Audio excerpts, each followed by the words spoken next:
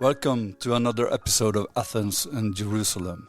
Let's begin where we can't escape. Let's begin with Logos. Now, I would say that this openness, this being in the world, this referring to the world, to objects in the world, what I would like to call self-transcendence, this is disappearing as soon as you project a human being into a lower dimension than its own dimension. Point of the V goes up to the nuclear explosion that created it. Tell me this, Dr. Oppenheimer. Do you ever become frightened at what you're finding out here in this area that can't be measured in either time or space? You see, that's a real point. Do not be afraid. Open your hearts, open up your hearts. Open up your hearts to Athens and Jerusalem. The infants of our culture, united, independent, polarized, and even bloody. Athens, the cradle of wisdom and rationality.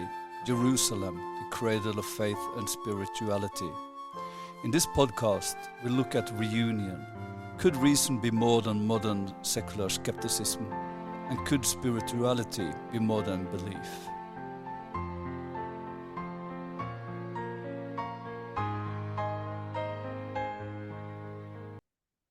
So welcome to this 19th episode of the Athens and Jerusalem podcast.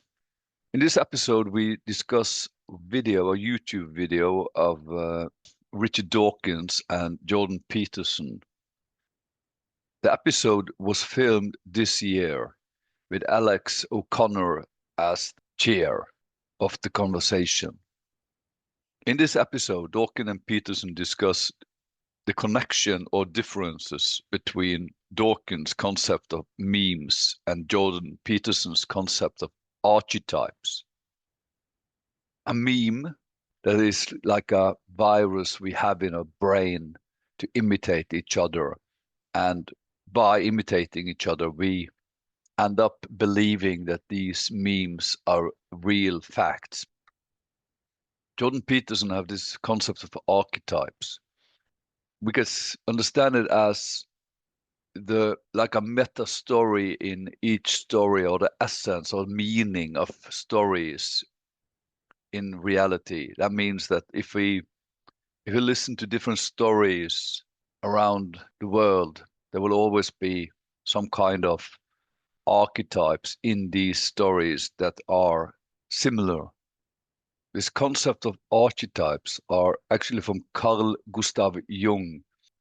In Jung's perspective, an archetype is a primitive mental image inherited from earlier human ancestors. It sounds pretty similar to Dawkins' understanding of memes. So maybe you, Stephen, what is your main understanding of the discussion between Dawkins and Peterson? Well, I saw it as an attempt, which was certainly at least partially successful, of two people with extremely different worldviews to find some sort of common ground, and the common ground they were looking for, and they kind of started with this and ended with this, was trying to link together Dawkins' idea of the meme and Peterson's idea of the archetype. And in the end, they came up with this idea of, well, there's a concept called the Baldwin effect that might explain the linkage between the mimetic power of certain ideas and how they might over time then be reflected in the genome, which satisfies Dawkins because now it gets reduced to a physical basis, and it satisfies Peterson because we get to talk about how important archetypes are and how important stories are and so forth. So that's on one level, that was, I think, the takeaway. But I think on a deeper level, what we're looking at is a real clash between conceptions of what truth is and how truth can be conveyed. And on Dawkins' side, we have the very classical idea of truth being fact, particularly a scientific fact, and anything beyond that might be interest, mild interest maybe, but for example, the stories in the Bible, the doctrines and dogmas of religions and so forth are categorically, according to this view, not included if you're going to talk about truth. Whereas on the other side, you have Peterson, who is, as Dawkins says, drunk on symbol. You know, he's living in the world of symbol and archetype, and for him, those are the most meaningful things, and for him, those are the most truth-bearing things. For him, a story like Dostoevsky's fiction is, yes, technically categorized as fiction, and you're going to put it in the fiction section of the library, but really what's being expressed through the medium of fiction are very deep truths about the human condition. And Dawkins would say, well, it's a story, and I'm not interested in these, in these fictional truths. I'm not interested in metaphors of dragons and so forth. I'm only interested in what the scientific facts are.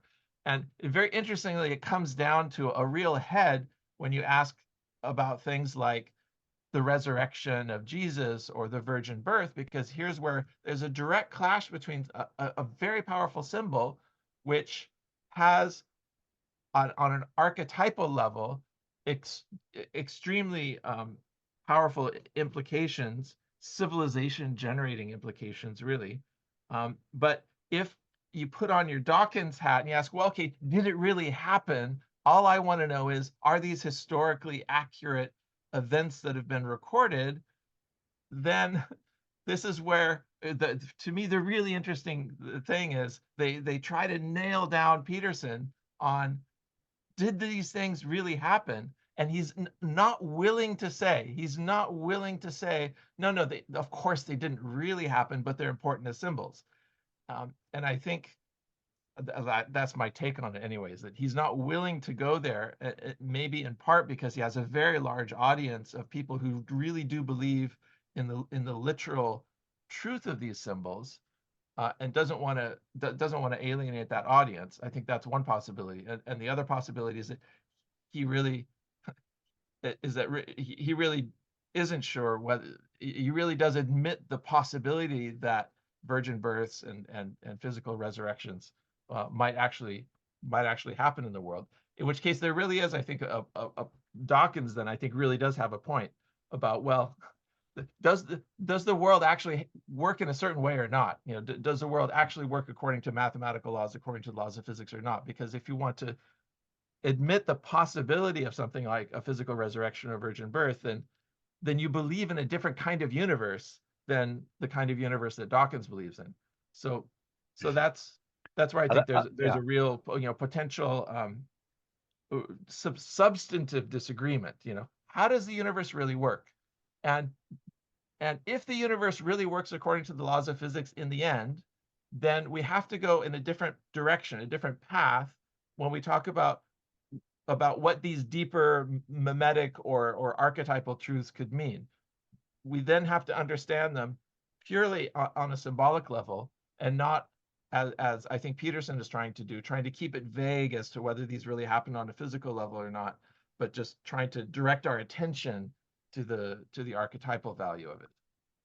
I know that we in an early episode we have talked about how religious books should be read metaphorical and not being read like facts, because they are religious books. They are trying to capture something in reality that is not being understood as facts. And if you reduce them to facts, then they are not religious books. Mm-hmm. And that's one of my problem with Peterson. And I agree with you. I think he has, maybe it's because in some way, when I listen to him, he reminds me of a preacher. And I think that's one of the problem with the way Peterson tried to answer something for me is extremely simple to answer. Of course, in a physical world, virgin birth is not possible. Mm-hmm. Finished. Mm-hmm. But that doesn't mean that Jesus couldn't be a god. Mm-hmm. I mean, why have we ended up believing that the only possibility that Jesus is a God is that his mother was telling the truth when she told someone, or someone has understood her as a virgin? I think this is where I give Jordan a little bit, maybe a little bit more credit for understanding, let's say, the psychology behind it. And let me throw this out as a possibility that things like virgin births and physical resurrections, although one might argue that these things did not happen in fact, and that their power can solely be understood as a function of their symbolic value, the fact remains that for the vast majority of followers of Christianity throughout its history, people did believe these things were actual facts. And to a great extent, their choices, their lives, what they did, how they sacrificed to build the cathedrals and so forth, were predicated upon a very literal take on, say, the resurrection of Jesus, because they believed that, well, he was raised up after 3 days. Well, I will too. And I have this promise of a physical resurrection after my death. And that has been, I think, over history, an extremely strong motivator of human behavior. And to just try to argue away and try to say, well, now that we know science, now that we've discovered the scientific method and discovered all these things about the world, we can set aside all these literal interpretations as so much superstition and now just read them out as powerful symbols, I think is maybe not doing enough justice to the fact that for so many people throughout history, these things have been read out as literally true. What do we do with that fact? And I think one way to go forward is to recognize that these most powerful symbols will always be multivalent. There will always be the possibility of reading them out in different ways. And given humanity, where we are at as a species, where we're at psychologically, where we're at as a civilization,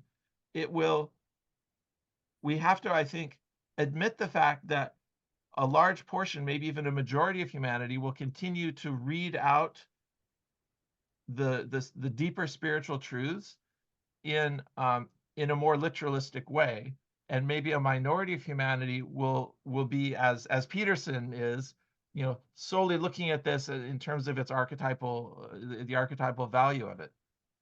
And is it a reasonable project to try to sanitize our religious scriptures and our religious dogmas and so forth, sanitize them by dismissing that majority of humanity who actually reads them out at face value and say, no, that's just not the right way to look at it. This is the right way to look at it.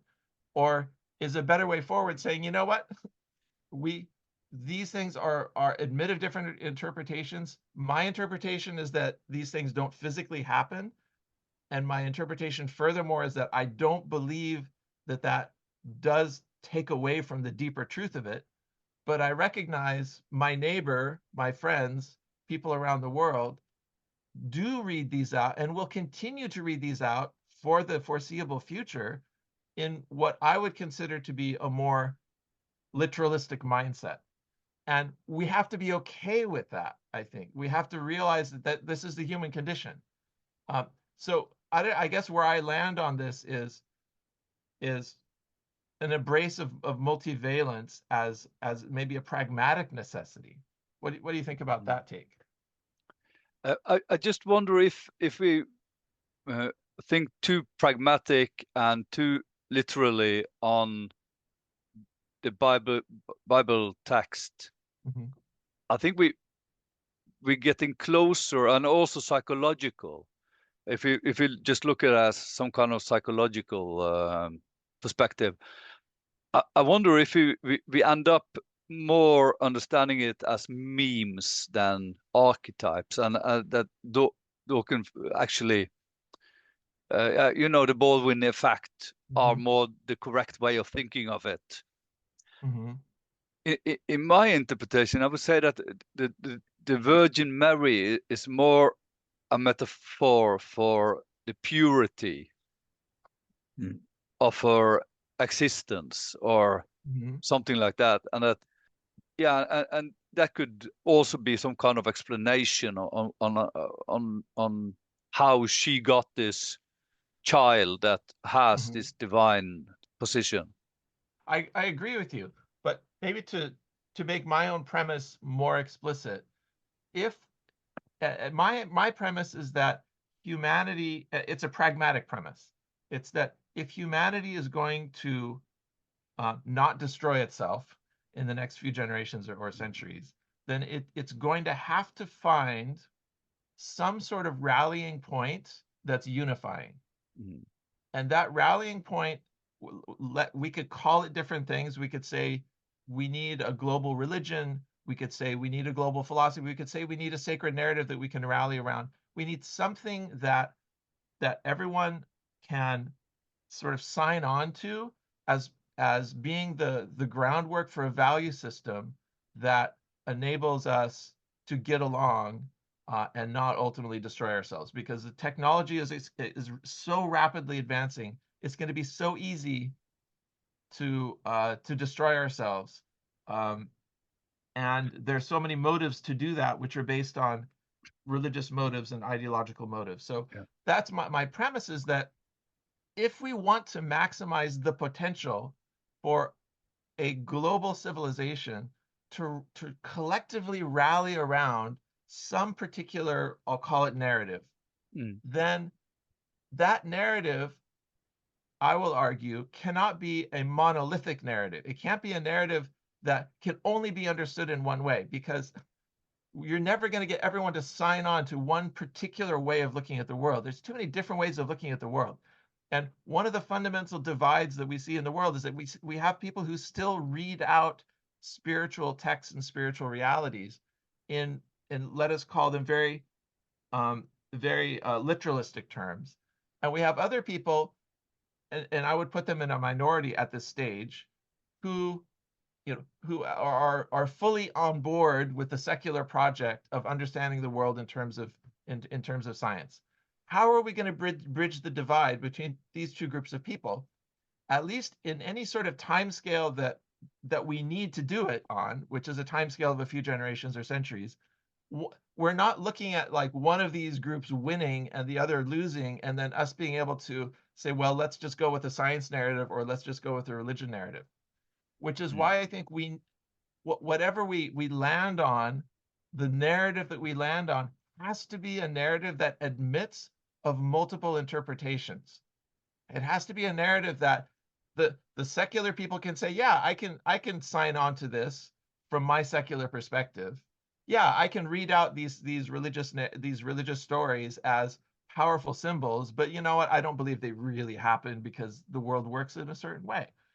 And on the other hand, other people, and perhaps this is a majority, will read out those same narratives as, yes, literally this happened, and that has deep meaning in my life, and it actually helps to define my actions on a day-to-day basis.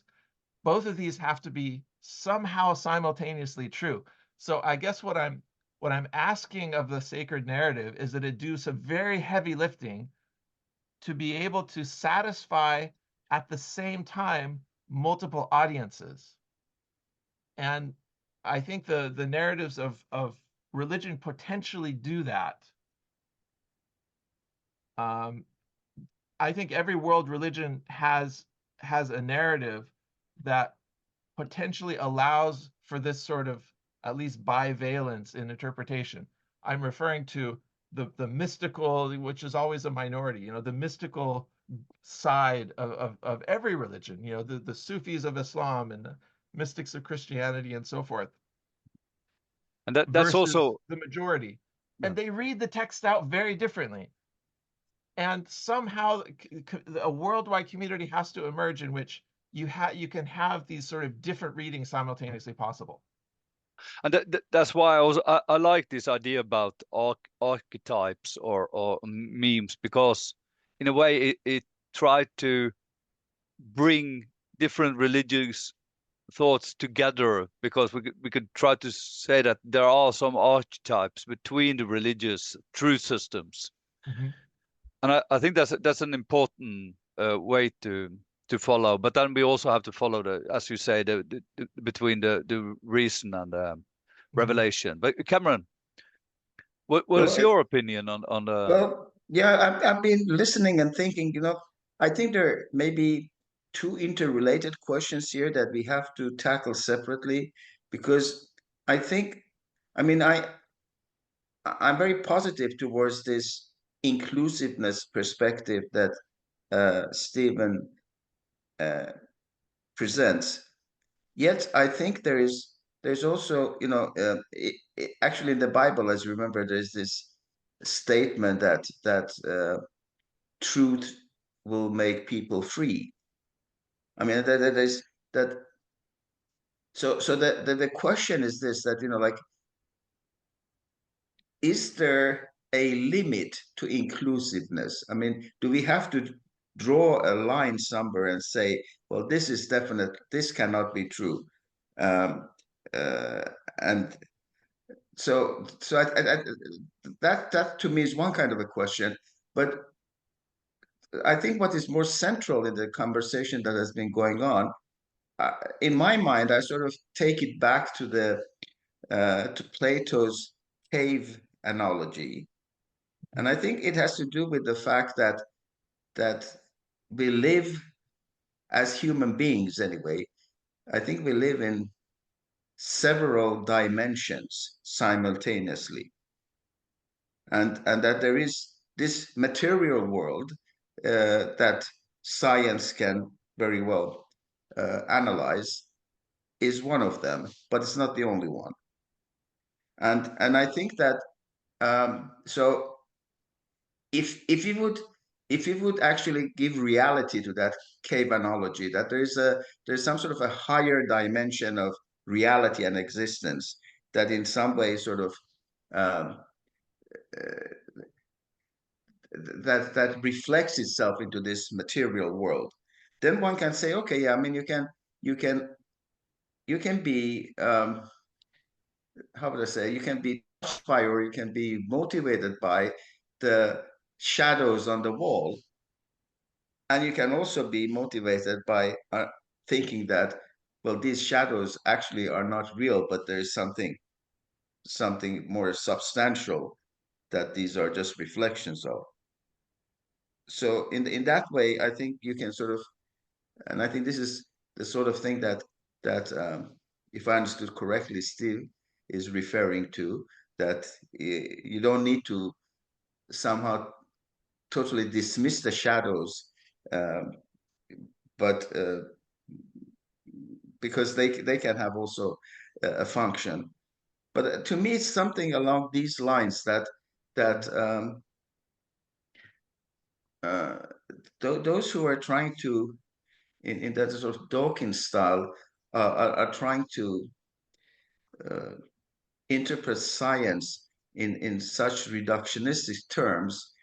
To them, the only real thing are the shadows. And yeah, I mean, okay, so that's you can definitely analyze those, but I think in a way the shadows themselves can be even scientifically seen as clues to the fact that, or references to the fact that there is also something beyond the shadows.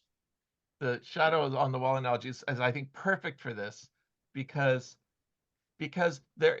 the shadows are not completely disconnected from the reality in the analogy. I mean, to sort of press the analogy and sort of get as much juice out of it as we can. Yeah, they're shadows on the wall. Yeah, they're not reality, but they're not disconnected from reality. And so, if you're following the shadows on the wall, you're not following a complete vain imagination, but you're tracking something which is a reflection of, or the shadow cast of a reality that's more real. And so there is it's not just entirely subjective, entire fairy tale if you're living in the realm of the shadows. So there's a connection between the two realms. That's one point that makes this, I think, a really powerful analogy. And the second thing that makes this a really great analogy to work with is that well, who's the follower of the shadows and who's the follower of reality, right?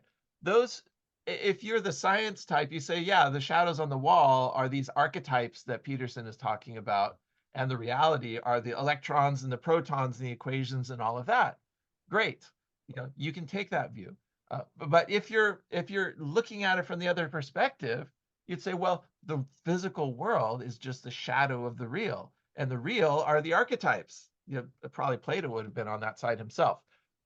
But the point is, you can read out the analogy in a way that suits your perspective, and in the end, you can both say, yeah, we both sign on to the cave analogy. Yeah, we think the cave analogy is great.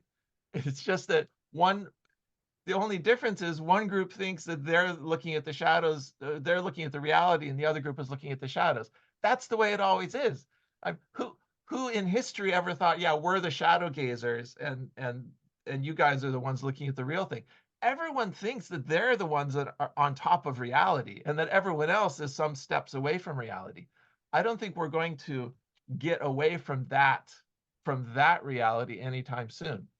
The question is, how can we, can we find a powerful enough metaphor, a powerful enough narrative, and the cave analogy is a great example, that admits of these multiple interpretations, that allows everyone to sign on to the same metaphor, and they just have their own readings of it. But the question that you asked at first, though, I think is a really, really important question is, well, is there a limit to this? What's the limit to this inclusiveness? Are we saying now that anything goes? Anyone can have any theory that they want, and we can just say, well, that's, or any reading of a text is fine, and we're trying to create a world in which all readings are equally valid?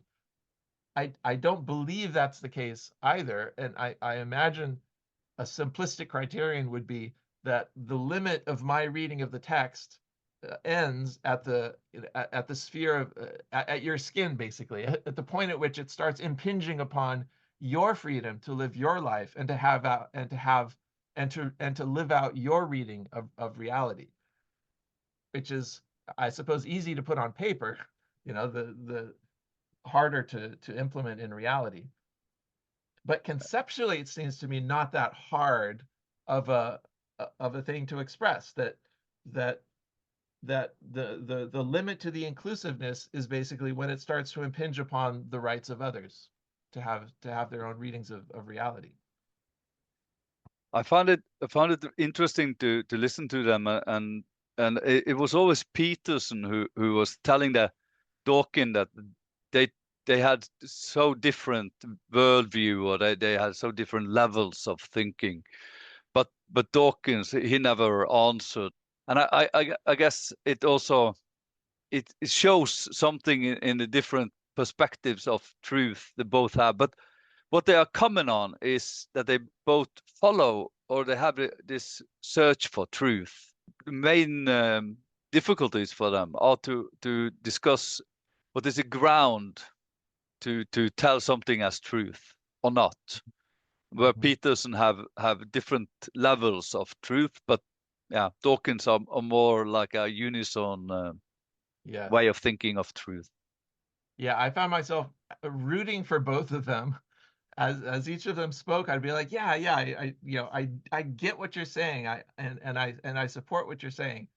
I mean, I was disappointed. I guess I would say I'm a bit disappointed in Dawkins at not having a bit more imagination, a little bit more curiosity and more excitement about things like dragons. He basically says, look, I'm not interested in dragons.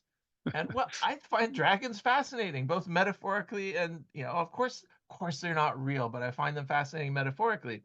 But it seems to me for Dawkins, once you admit that, yes, they don't exist in reality, but they're really important nevertheless, Dawkins only hears the first half of that sentence. So, oh, they don't exist in reality. Okay, therefore, I can kind of dismiss it.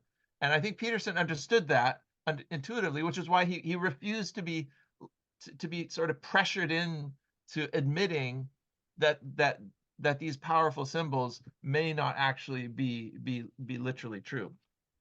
But and that touches on the point that you made, which is for Peterson, the world exists at different levels. There are different levels. It's a multi-story building, which means that your ideas of truth can also be relevant at different floors of that building. So he has no problem talking about it and discussing the physical facts of evolution and so forth. At the same time, he believes that there are higher truths which can be expressed through symbol and metaphor. Whereas for Dawkins, the building of reality exists on a single floor. And so when you're talking about truth, you're just talking about facts. But I guess actually, that could be one way of saying how the worldviews are different. You know, do we have a multiple floor building or do we have a single floor building? Yeah. Which just goes back to the original question. Well, dualism, monism, you know, these are the questions the ancient Greeks were first asked first.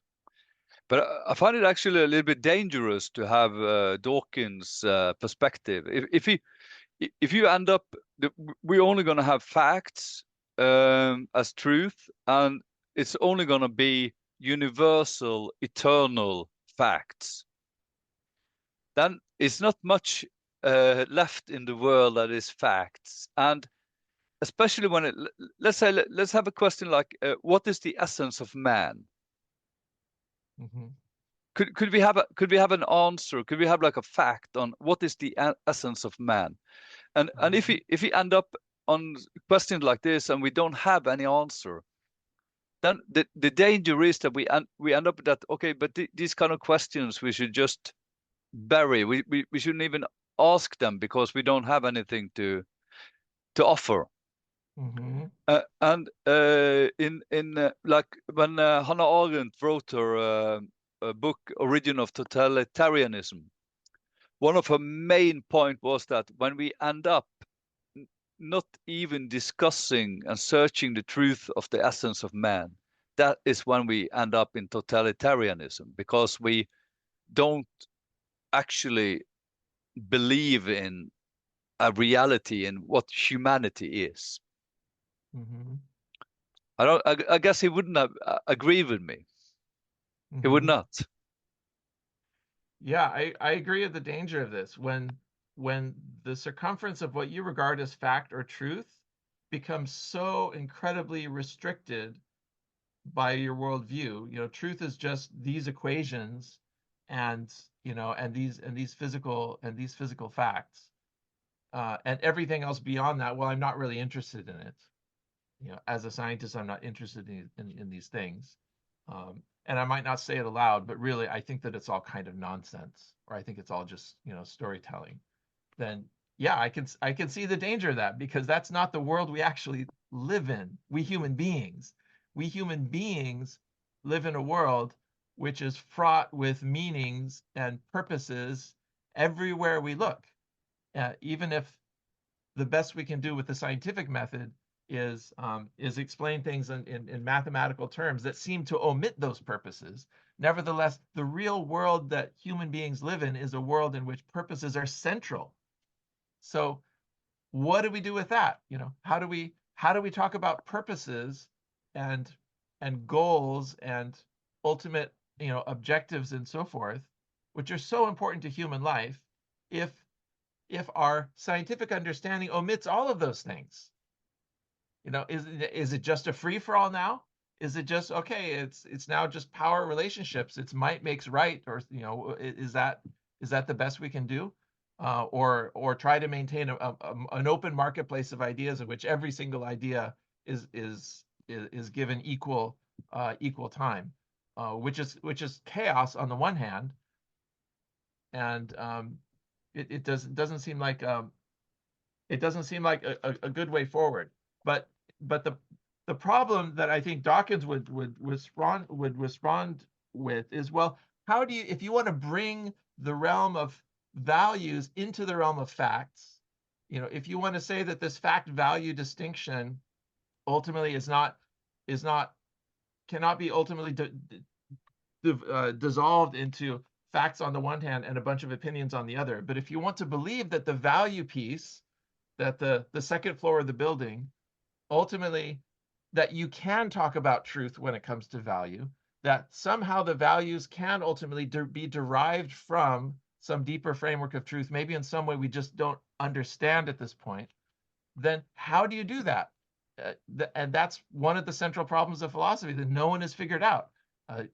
How do you get from is to ought? And that's Hume's fork. There's so many different words for this problem that no one seemed to have been able to figure out. And the danger, on the other hand, is if you admit that you can bring values into the realm of fact, then you have a huge danger of someone coming along, presumably with power to back it up, and saying, well, these values are derived from facts, so now I am justified in imposing them upon you. So the danger of arguing the other side, that yes, our value systems and spirituality and so forth is also a matter of truth, is also a matter of fact. The danger is some sort of totalitarian dictatorship of ideas or dogmas, which now has truth to back it up. So in a way, I can understand the more postmodernist position of saying, well, who knows about truth? Let's just have an open conversation about it and realize that everyone has their own story to tell. It's not satisfying to the Dawkinses of the world who want to know what the facts are. On the other hand, it does have the huge benefit of opening up a space of conversation in the world that was previously closed to all sorts of different voices. And now you've opened it up, and more voices can come to the table than have ever come to the table before. And that has to be a positive thing. Yeah, I think there are a couple of issues here. I mean, what you were now lastly addressing, Stephen. I think it has a lot to do with something we discussed on a previous session about the fact that we are often given these false dichotomies of either absolute truths or no truth, and yet we were talking about this jam session of truth, so to say, which is a third and much more plausible alternative. I think there's also something that I also believe often becomes confusing, is that people confuse ontology and epistemology. Because, obviously, well, I don't know, obviously, but from my very elementary understanding, even of modern physics, is that even our sort of scientific observation is somehow connected to us as human observers. Mm-hmm. That we as human beings anyway cannot talk about things in some sort of total abstract sense, objectiveness that has nothing to do with us. Yeah. Mm-hmm. And even though maybe such a thing ideally exists ontologically, but epistemologically it's unattainable to us.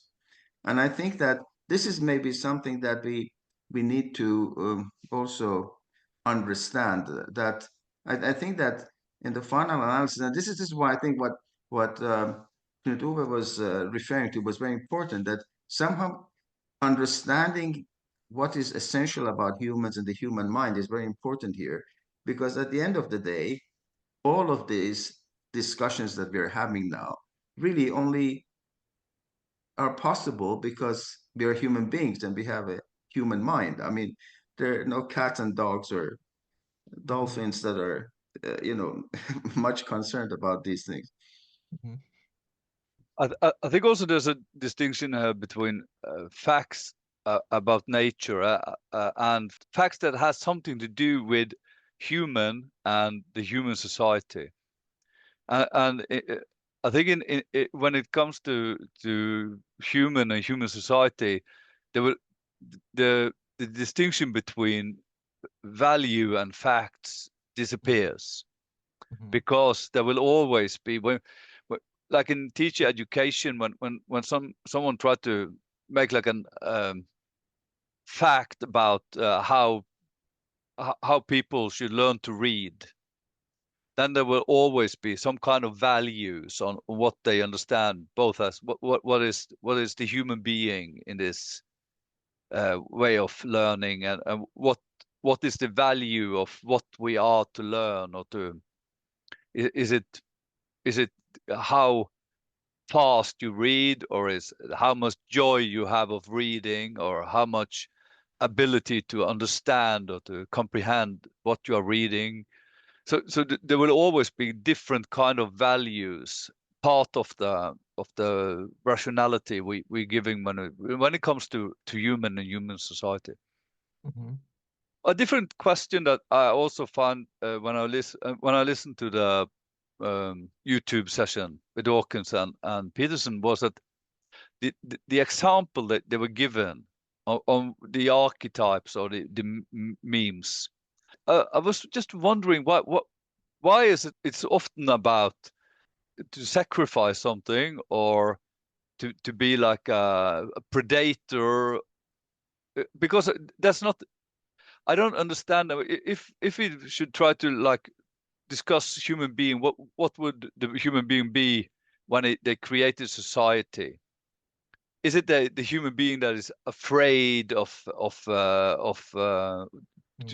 be killed, or is it the human being that is trying to take care of each other?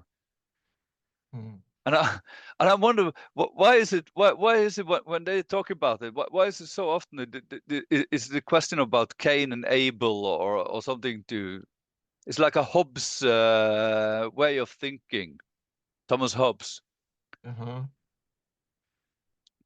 I think Peterson, just latches on to those of many possible archetypes. He latches onto those that I imagine he resonates with because of his own personal experience, his own psychology practice, and so forth.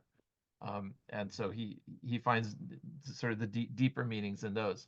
I know I was certainly struck by his reference to our past, our deep past as predators, which then transmutes once we pick up a rock or a stick and realize, our deep past as prey in a world of predators, it gets transmuted into, once we pick up the rock or the stick, oh, now we're in the position, we're now the apex predator. And now all these beasts that we used to have to run from, now we can face them down. And I can appreciate the absolutely transformative effect that would have on human consciousness, and how that would work its way into the stories we tell, and into the the archetypal hero figures and so forth, can in some way be derived in a deep sense from that historical past. And I appreciate that. In my own reading of these sacred scriptures, I would probably just resonate with different archetypes. The archetype I resonate with the most is the archetype of Joseph, and the scent of the shirt of Joseph. It just seems like a minor detail, in the story of the Old Testament, of Joseph being taken captive to Egypt, leaving his family and brothers behind, makes it big in Egypt. There's a drought in the land of Israel, and he wants to announce that he's still alive to his father, and so he sends his shirt as a proxy of his presence. And his father, who's blind at this point, smells the shirt and recognizes that his beloved son is still alive. I find that to be one of the most powerful archetypal ideas. The idea of a fragrance, a scent of something which could be so far distant in the physical world, but is still something that can be perceived, and still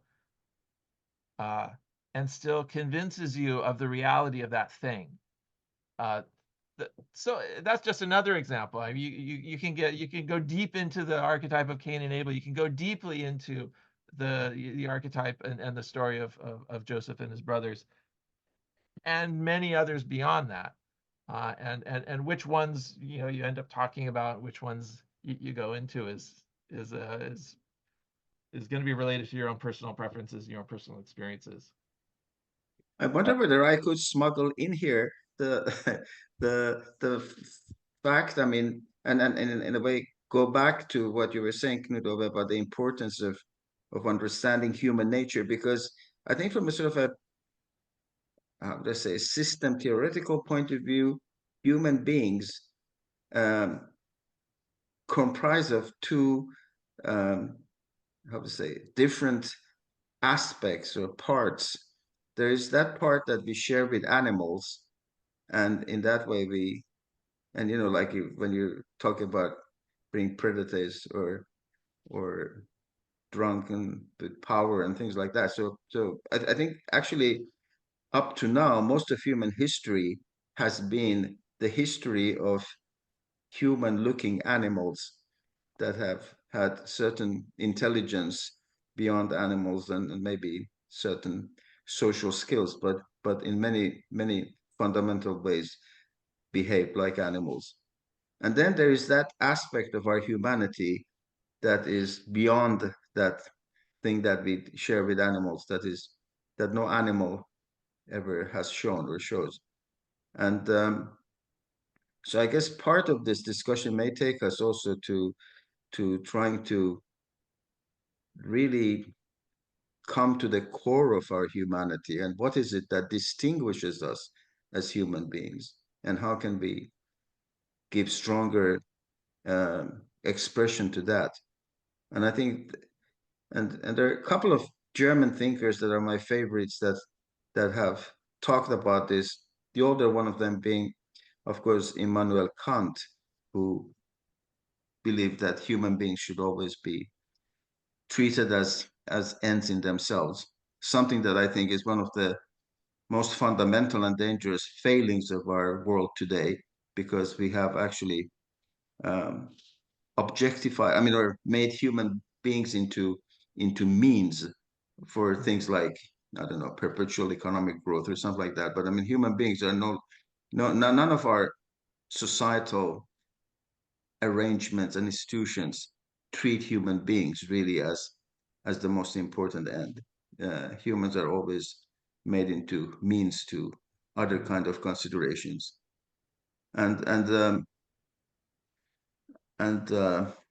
there is that more recent German thinker whose name I'm trying now to get to my memory, who wrote I think one of his most famous books was something called The Art of Loving. And Erich he's, Fromm? pardon me? Erich Fromm. Erich Fromm, exactly. Thank you very much. Yes, and who talks about the fact that that we have sort of that we human beings have sort of gone beyond the point that we can any longer live as animals and just based on our instincts, and he sees that us being born into our humanity is the most important thing, and he says, I think it's very very dramatic but very thought-provoking, where he says that unfortunately most people die before they're born, and meaning that they physically die before we are born into our true humanity. So anyway, I think something along these lines is also important here in this discussion, that Yeah. what is really the essence of our humanity. I agree with you, and I think when they end up discussing too much the evolutionary perspectives, I think they end up in too much understanding human as some kind of animal. And that's also something, maybe that's why I understand those archetypes that they are presenting more in that perspective also. Because I'm not sure how much Peterson actually have sacrificed in his life himself, but it's very easy to talk about what everybody else should do. Maybe it's not his personal preference, but maybe it's more like more his clients. I don't know, but I think there is something missing in our understanding. It's like a dimension missing in our understanding of what human being is, and it's more like the pure essence of being human and not animal. Yeah, I mean, in the Dawkins view, the world is one story, and that one floor, that is, and that one floor is the physical world, and all of the physical processes that brought us forth. And if one restricts one's view to that one floor, then yeah, the ground truth of this world that we inhabit is a struggle for survival, and who's going to propagate their genes most efficiently, and from that perspective, self-interest becomes a very rational, radical self-interest becomes a fairly rational take. Whereas, in Peterson's world, it's a world that has verticality. It's a world in which there's more than one floor to the realm of existence. And somehow orienting oneself in the vertical direction as opposed to the horizontal direction is not just a good idea for the good of humanity as it is emerging, but it is in some way aligned with the shape of and structure of things at a deeper level. By which I mean that, and I suppose this is showing my cards as to my own premise on understanding the world, that the consciousness that we manifest is not just an incidental outcome of billions of years of evolution, but that it is somehow itself generative in a fundamental cosmological sense. That, although it appears to make its appearance late in the cosmological record, in some way that I think is not yet well understood, the existence of consciousness, of which we get strange hints in the workings of quantum mechanics, is in some way inseparable from the world itself and the structure of the world itself. And I think that justifies the archetypal viewpoint, even the literal reading out of the archetypal viewpoint, as being directionally correct, as being correct in the sense of whatever contributes to that verticality in human behavior. And that verticality is going to be, since it's in the direction of consciousness, it's going to be the direction of more concern for one's neighbor. It's going to be in the direction of greater sense of an appreciation for the interconnectedness between us and our environment and every other nation and people on the planet. And if that end, which is aligned, I believe, with the shape of the universe, if that end is better served when 1 billion people literally believe in the physical resurrection of the dead, I have no problem with that. If it takes belief in the literal resurrection of the dead to get outside the shell, to move outside the shell of your own self-interest, to start considering the interest of those outside you, even if the motive is because in the end I'm going to have my personal physical resurrection, if that's the incentive structure it takes to get people to act in a way that's actually aligned with the verticality of existence, which is the real thing, then I have no problem with that. Who can object, right? It's only when that belief structure starts impinging upon the belief structures of others in a way that prevents them from also enjoying the full verticality of their human existence. So that's where I love, that's where I love Peterson, and at the same time I love Dawkins. I don't know, I wouldn't. If we had a vote, I wouldn't be able to vote. I wouldn't be able to cast my vote for one or the other. But this is again a very much as you put it, a pedagogical issue, as it were. And again, I think it's this where epistemology meets ontology, so you're saying that, yeah, any kind of pedagogics that results in human blossoming, that's good. And yeah, I think that makes sense.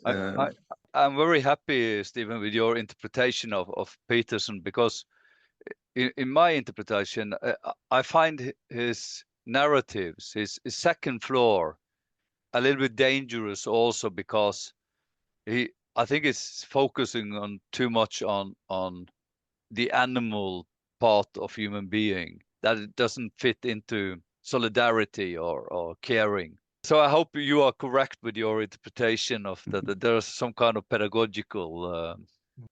I think that pedagogical aspect is also linked to the. I mean, as is pedagogics always has an evolutionary perspective, in the sense that when you're trying to explain something to a 5-year-old, you do it differently than when you want to explain that same thing to a 15-year-old.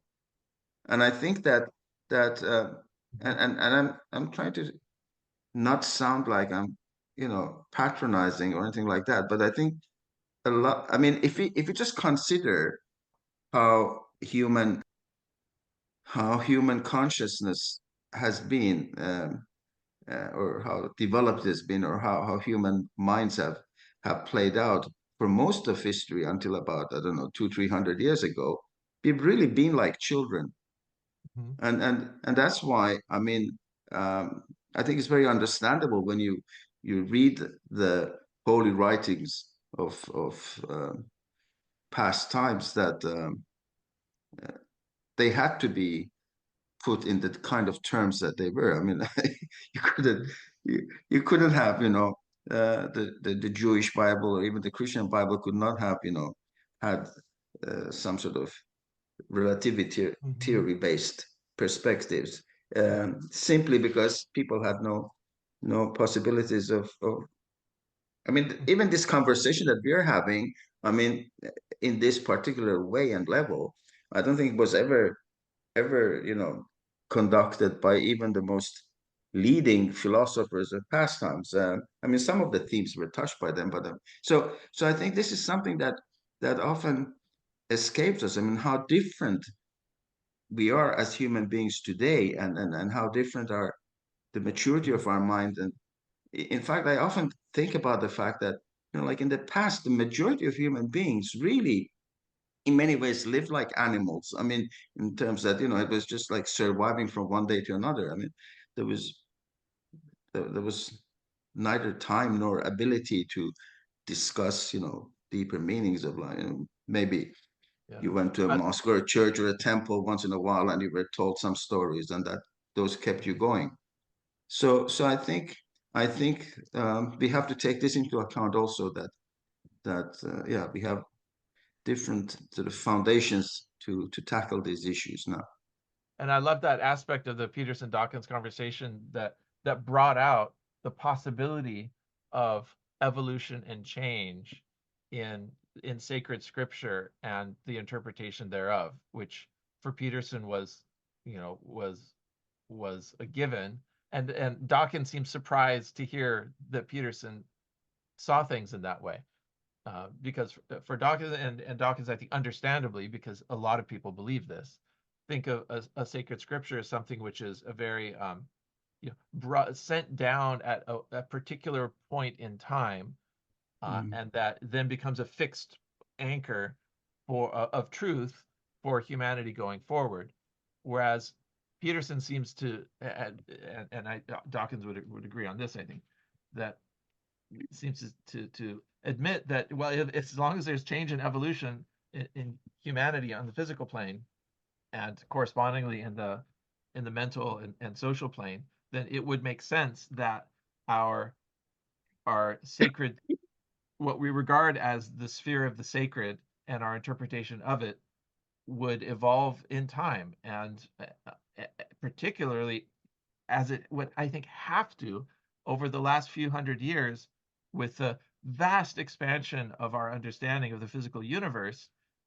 Our archetypes, our symbols, our religious beliefs, our sense of the sacred has to catch up to the fact of the world that we know we now live in, a world which is so vastly bigger than the world that we thought we lived in just a few hundred years ago, in terms of cosmological time and space, how many galaxies there are out there, just how deep the past is, just how small the units of matter are. I mean, in all directions, our world has exploded outwards and inwards and back in time and so forth.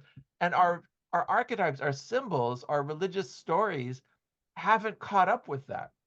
They're still talking about humanity as the centerpiece of the whole universe. Well, we know now the Earth is a tiny mote of dust suspended in a sunbeam. We know that the universe is big enough to hold potentially uncountable numbers of other intelligent consciousness-bearing entities, which are asking these same questions in their own context and coming with their own answers and so forth. And to talk about our own archetypal systems as somehow as fundamental is to locate humanity, I think, in a very anthropocentric way, which I don't think can be sustained in light of of the physical understanding of the universe that we have now. And this is where I'm really on Dawkins' side. He's looking at all of these religious beliefs and the associated social conventions and so forth that go with them, and he's saying this is nonsense. This is not